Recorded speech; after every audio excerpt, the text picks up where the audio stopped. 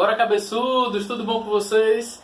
Então hoje, conforme prometido, a gente vai estudar trabalho e potência. Essa aula que eu estava aí devendo a vocês e que eu vou gravar agora. Então, a aula de hoje é sobre trabalho e potência, que é um conceito muito importante quando a gente vai fazer vestibulares. Todo vestibular cai questões de trabalho e potência, Enem aborda, Consultec aborda, os principais vestibulares tradicionais do país também abordam. Então, prova de escola também aborda. Então, é muito importante a gente ficar por dentro desses conceitos, porque eles são introdutórios, eles são conceitos básicos para quando a gente for tratar de energia mecânica, que também é outro conceito muito importante. Então, a introdução da energia mecânica, os conceitos básicos, né, que a gente precisa para depois estudar energia mecânica, a gente estuda aqui em trabalho e potência. Você já estudou as leis de Newton? Então você sabe que para um corpo se deslocar, ou melhor, para que a gente altere o estado de movimento do corpo, se ele estiver parado, ele vai ganhar uma certa velocidade. Se ele já estiver em velocidade, essa velocidade dele vai mudar. Para que isso aconteça, é necessário que exista uma força sendo aplicada ao corpo. Lá da segunda lei de Newton, a gente já sabe que a força aplicada ao corpo, ou a força resultante das forças que são aplicadas ao corpo, é igual à massa do corpo vezes a aceleração que ele vai ganhar. Se ele tem aceleração, isso indica que a velocidade dele mudou, né? Pronto. Agora, para entender o trabalho, imagine o seguinte. Apliquei uma força em um corpo, essa força está inclinada em relação à horizontal, apliquei essa força a esse corpo e esse corpo se deslocou. A força foi capaz de gerar o deslocamento desse corpo. Quando a força faz com que o corpo se desloque, a gente diz que ela realizou o trabalho. A força realiza trabalho, o corpo não realiza trabalho. A força aplicada ao corpo é que realiza um trabalho. E como a gente vai calcular esse trabalho? Ora, nesse caso aqui, que é um caso geral, eu tenho uma força inclinada, a força é uma grandeza vetorial, então o vetor inclinado vai gerar outros dois componentes. Um componente horizontal, que está aqui, ó, que é o que a gente chama de Fx, componente horizontal da força, e um componente vertical que está aqui, que é o Fy. Então, essa força inclinada vai ter duas componentes, uma horizontal, Fx, e outra componente vertical, Fy. Se o corpo está se deslocando na horizontal, a força que está gerando esse deslocamento, a força ou a componente da força que está gerando esse deslocamento é a componente horizontal Fx.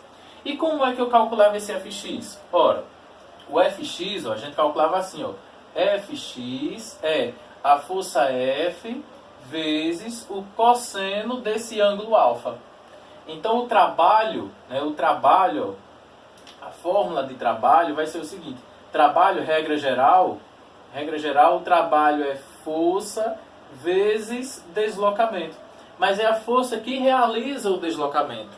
Como aqui a força que está realizando o deslocamento é o Fx, então o trabalho vai ficar trabalho igual a força F vezes o cosseno do ângulo alfa vezes o deslocamento, ΔS. Então, a fórmula geral de trabalho fica, ó, força vezes deslocamento vezes cosseno do ângulo alfa. Esse ângulo alfa é o ângulo entre a força e o deslocamento, entre o vetor força e a direção do vetor deslocamento. Então tá aí, ó. Fórmula geral de trabalho é força vezes deslocamento vezes cosseno do ângulo, se existir esse ângulo. Agora, Wilson, se não existir esse ângulo, cabeça, se a força for paralela ao deslocamento, o que será que vai acontecer? Bom, se a força for paralela ao deslocamento, o ângulo pode ser 0 ou 180, né? Se a força for paralela ao deslocamento, o ângulo é 0 e 180. E nos dois casos, o cosseno vai ter módulo, vai ter valor 1, né? Então, se esse alfa, olha só, se esse alfa for 0, né, o cosseno do alfa vai ser 1. E se o alfa for 180, ou seja, nesse caso 180 graus, a força estaria oposta ao deslocamento. Imagina o deslocamento do bloco para a esquerda e a força aplicada para a direita. Então o ângulo entre o vetor força e o vetor deslocamento seria de 180 graus. Aí o cosseno desse alfa seria menos 1 e o trabalho seria negativo. Ah, entendi. Então, quando a força for oposta ao deslocamento, o trabalho é negativo. Sim. Esse trabalho negativo é chamado de trabalho resistente. Se a força for oposta ao deslocamento, o trabalho é negativo e ele é chamado de trabalho resistente. Se a força estiver no mesmo sentido do deslocamento, esse trabalho é chamado de trabalho motor e ele vai ser um trabalho positivo. Tá? Mas para calcular você usa essa fórmula aí. Força vezes deslocamento vezes cosseno de alfa. Muitas vezes a força que é aplicada ao corpo não é constante. A força é variável. E o que acontece, professor, então, quando a força é variável? Veja só, quando a força é variável, a gente pode desenhar um gráfico, a gente pode obter um gráfico de como a força varia ao longo do deslocamento do corpo. Então, se o exemplo me trouxer um gráfico, força versus deslocamento, eu lembro que quando eu multiplico força versus deslocamento, isso daqui vai me dar o trabalho, né, realizado pela força. Gente, só para lembrar que essa letra aqui, né, é chamada de tal. É uma letra que a gente usa para representar trabalho. Em alguns livros você pode encontrar trabalho com a letra W também, porque vem de work, né, que é trabalho em inglês, tá? Então você pode encontrar trabalho representado com a letra W também. Tá, mas quando eu tenho uma força variável, ó, a força começa aqui em um determinado valor, vai aumentando até outro determinado valor F ao longo do deslocamento. No caso de força variável, se o gráfico for força versus deslocamento, claro, né, a área desse gráfico está me dando numericamente o valor do trabalho. Então, quando eu tenho o gráfico força versus deslocamento, para calcular, olha só, para calcular o trabalho, é só eu calcular a área dessa figura. Nesse caso aí, seria um triângulo, né? Então, o trabalho é numericamente igual à área da figura que está no gráfico força versus deslocamento. Lembrando que o trabalho, a unidade do trabalho, já que trabalho é uma forma de energia, a unidade no sistema internacional é o joule, beleza? Então, calcula o trabalho ou com a fórmula, caso a força seja constante, ou calculando a área do gráfico, caso a força seja variável, e bota a unidade que é o joule. Pronto, não tem mistério. Quais são as figuras que podem aparecer aqui para você? Pode aparecer triângulo, olha só, como esse caso aí, né? Apareceu triângulo, a área é base vezes altura sobre 2. Pode aparecer, ó, retângulo, apareceu retângulo, a área é base vezes altura. E pode aparecer trapézio, ó, apareceu trapézio, a área é base maior mais base menor, dividido por 2 vezes a altura, beleza? Então, uma revisão para você de todas as áreas, ou melhor, das principais áreas que as questões podem abordar em um gráfico de força versus deslocamento, tá? Em um gráfico de trabalho. Então, e agora a potência? E o conceito de potência? O conceito de potência está intimamente relacionado, cabeça, com o conceito de trabalho. Para você entender, eu desenhei esse carro aqui. Todas as aulas eu desenhei esse carro, né? O pessoal deve conhecer aí, né? Aqui, ó, o escapamento do carro, tá? Pronto, tá bom, professor. E esse carro tem um motor que está aplicando uma força ao carro, fazendo ele se deslocar. Então, o carro está se deslocando porque a força do motor realiza um trabalho e aí faz o corpo se mover aqui, faz o carro se mover. Mas o motor só consegue aplicar essa força ao carro porque o motor tem uma determinada potência. Então, a gente vai comprar um carro, vai trocar. A primeira pesquisa que a gente faz é a potência do carro. Qual é o valor da potência do carro? Esse carro tem 80 cavalos de potência, esse carro tem 90 cavalos de potência. Então esse cavalo, na verdade, representa uma outra unidade de potência, que é o chamado cavalo-vapor, que eu vou explicar já já. Né? E a unidade do sistema internacional é o watt. Né? Esse cavalo-vapor é uma unidade alternativa que a gente usa. Mas esse cavalo-vapor representa a potência que o motor do carro tem. Quanto maior for a potência do motor do carro, maior é a força que ele consegue aplicar ao carro, consequentemente maior vai ser o trabalho. Para calcular essa potência, a potência do agente que está causando a força, é só você dividir, olha só, é só você dividir o trabalho pelo tempo que a máquina, que esse agente ficou aplicando a força. Então, potência é trabalho sobre tempo. Se eu sei, olha só, se eu sei que trabalho é medido em joule e tempo é medido em segundos, Poderia dizer que a potência é medida em joule por segundo. Poderia. Só que a gente dá um outro nome a esse joule por segundo. A gente dá o nome Watt, em homenagem ao James Watt, que implantou, que introduziu a máquina térmica nos processos lá na época da Revolução Industrial. James Watt. Então, em homenagem a ele, a unidade joule por segundo recebe o nome Watt. Então, a unidade de potência no sistema internacional é o Watt. Já que no sistema internacional trabalho é medido em joule, tempo é medido em segundos, então a potência vai ser medida em Watt, certo? Agora veja, você que é ligeiro, você que é um cabeçudo raiz, você já percebeu que aqui tem trabalho. E eu posso dizer que trabalho é força vezes deslocamento, não posso? Nesse caso aqui, ó, força e deslocamento são paralelos, então eu posso dizer isso aí.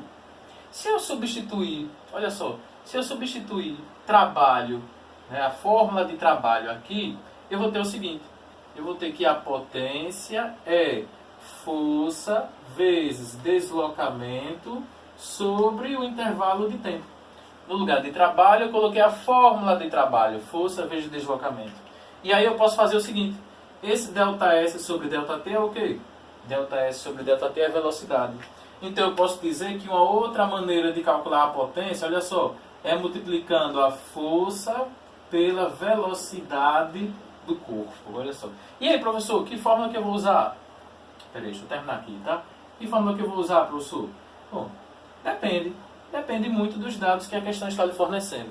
Se a questão lhe deu trabalho ou maneiras de se encontrar o trabalho e o tempo, você usa essa fórmula. Se a questão lhe deu força e velocidade do corpo, você vai usar essa outra fórmula aqui.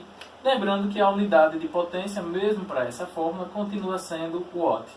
F é força em Newton e V é a velocidade em metros por segundo. Mas calma, vamos lá, professor. Entendi tudo, só preciso fazer uma revisão. Repassa para a gente aí, para a gente ver se a gente entendeu. Olha só, trabalho e potência. Quando é que a força realiza trabalho? Quando a força move o corpo, ou quando a força altera o estado de movimento do corpo. Ela realiza um trabalho. Esse trabalho é calculado de forma geral por F, força, vezes ΔS, deslocamento, vezes o cosseno do ângulo que está sendo formado entre o vetor força e o vetor deslocamento, que seria na horizontal. Se não existir ângulo, se o vetor força for paralelo ao vetor deslocamento, não vai aparecer esse cosseno aqui. Tá? Só vai ficar trabalho igual a força vezes deslocamento. Se força e deslocamento tiverem mesmo sentido, o trabalho é motor. E ele é positivo, porque o cosseno do ângulo zero é 1. Se força e deslocamento tiverem sentidos opostos, força para um lado, deslocamento para o outro lado. Nesse caso, o ângulo entre os vetores é de 180 graus. E o cosseno de 180 graus é menos 1. Então o trabalho seria negativo. Ficaria F vezes ΔS vezes menos 1. Daria um trabalho negativo que é chamado de trabalho resistente. Se a força for variável, se a força não for constante, aí você vai ter o gráfico força versus deslocamento. Sempre que você encontrar o gráfico força versus deslocamento, para determinar o trabalho da força aplicada nesse corpo, é só você calcular a área delimitada pelo gráfico, da linha para baixo. Quais são as possíveis áreas que podem aparecer para você nas questões? Triângulo, base vezes altura dividido por 2.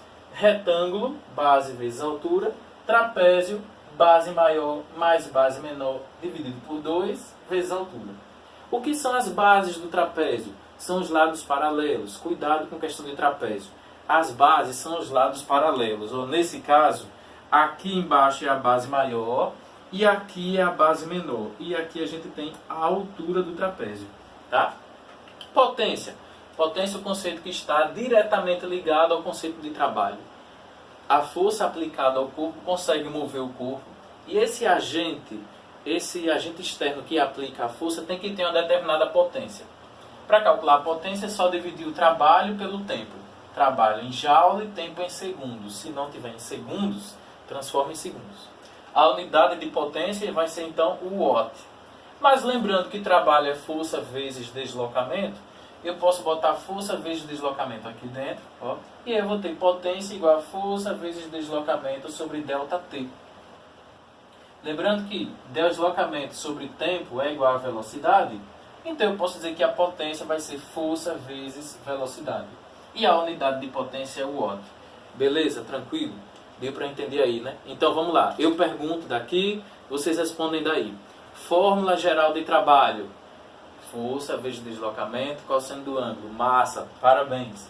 Fórmula geral de potência. Trabalho sobre tempo. Parabéns. Outra fórmula alternativa para a potência. Força vezes velocidade. Parabéns. Unidade no Sistema Internacional de Trabalho. Joule, porque é uma forma de energia. Unidade no Sistema Internacional de Potência. Watt. Lembrando, quando a gente fala 1 kW, 1 kW, esse prefixo quilo vai representar 1000. Então, 1 kW, na verdade, corresponde a 1 kW corresponde a 1000 watts. Beleza? Tranquilo? Professor, e aquela outra unidade de cavalo-vapor que o senhor comentou? Vamos ver, vamos entender o que é esse cavalo-vapor? Vamos lá então. Vou apagar aqui o quadro e já eu volto. Então, galera, a unidade de cavalo-vapor é uma unidade alternativa para a potência.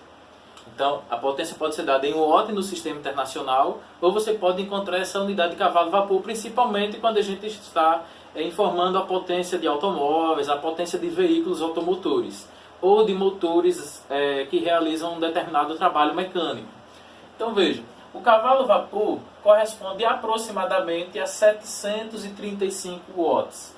Logo, se eu quero transformar um determinado valor da unidade de cavalo-vapor para a unidade watt, eu devo pegar esse valor em cavalo-vapor e multiplicar por 735. Detalhe, galera, você pode encontrar em outros livros, em outros materiais, outros valores aqui correspondentes ao watt. Então você pode encontrar 740, 750 e o mais utilizado que você vai encontrar mais é esse valor aqui. Um cavalo-vapor correspondendo a aproximadamente 735 watts. Vejamos esse exemplo então. Um automóvel possui potência de 100 cavalo-vapor. Quanto será que equivale essa potência em watt? Então eu sei que 1 cavalo-vapor corresponde aproximadamente a 735 watts. Então isso significa que para transformar o meu valor de cavalo-vapor para watt é só multiplicar pelo fator 735. Se algum dia, em alguma questão, você precisar do contrário, transformar de watt para cavalo-vapor, seria somente dividir por 735. Então a minha resposta vai ser como? Vou pegar, potência, então, vai ser a potência do automóvel em cavalo-vapor, 100, vezes o valor correspondente, 735. Logo, a potência aqui seria de 73.500 watts. A potência desse automóvel, então, em unidades do sistema internacional, seria de 735 watts. Ficou claro? Deu para entender? Massa! Então agora a gente vai para as questões. Atenção, se você ainda não tem a apostila, você vai baixar a apostila no link que está aí na descrição do vídeo, tá? Dê um pause, clique no link que está na descrição do vídeo e você vai achar lá a postagem no nosso site com o vídeo e com o link da apostila. Baixe a apostila em PDF, é muito prático.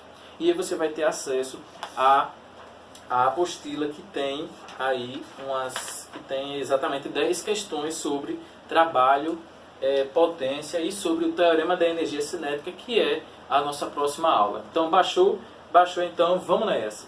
Então, galera, eu vou fazer com vocês as questões 1, 4 e 6. E o restante vocês fazem em casa, tranquilo. Tá certo? O gabarito está aí, é só você seguir. Se tiver alguma dúvida, pode me procurar no curso, lá no Decola, ou pode me procurar nas escolas, ou pode até perguntar aí nos comentários, tá bom? Então vamos lá para a primeira questão. Determine o trabalho de uma força constante de 300 newtons aplicada a um corpo de massa 30 kg. Sabendo que o deslocamento do corpo foi 25 metros na mesma direção e sentido da força. Então, a gente anota os dados, né? É comum a gente fazer isso. Ele está dizendo aí que a força aplicada a esse corpo, galera, foi de 300 newtons. Esse corpo, então, tem uma massa de 30 kg e o deslocamento que ele sofreu após a aplicação dessa força foi de 25 metros. Então, para calcular o trabalho, o que é que a gente faz? Trabalho, então, vai ser força vezes deslocamento. Somente. Por que somente isso? Porque a questão é clara, ela diz que a força foi aplicada na mesma direção e sentido do deslocamento. Então trabalha somente força vezes deslocamento. Não precisa decompor a força porque ela não está inclinada, né? Simples, né, galera? Aplicação de fórmula, ó. Trabalho, então, vai ser a força, 300, vezes o deslocamento, 25. 300 vezes 25, ó, 3 vezes 25, 75. Acrescenta os dois zeros, 7.500 joules. Sem mistério, sem problema. Então, essa questão foi mais de aplicação de fórmula, para a gente ver como acontece aí, né? Como que a gente resolve essas questões de trabalho. Questão muito simples. Agora a gente vai lá para a terceira questão. Terceira não, eu disse quarta, né? A gente vai para a quarta questão. A quarta questão, eu vou fazer a primeira, a quarta e a sexta com vocês. Olha a quarta. Uma força de 10 newtons aplicada em um corpo de 5 kg produz um movimento circular uniforme de velocidade 2 metros por segundo. Se é metro por segundo, é a velocidade linear, tá? Não é a angular. Sendo o raio da circunferência 2 metros.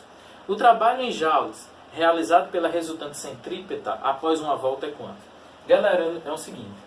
Se eu tenho um corpo que gira, né, ele gira com velocidade constante, então a gente diz que a resultante que está sendo aplicada nesse corpo, que está atuando nesse corpo, é a resultante centrípeta.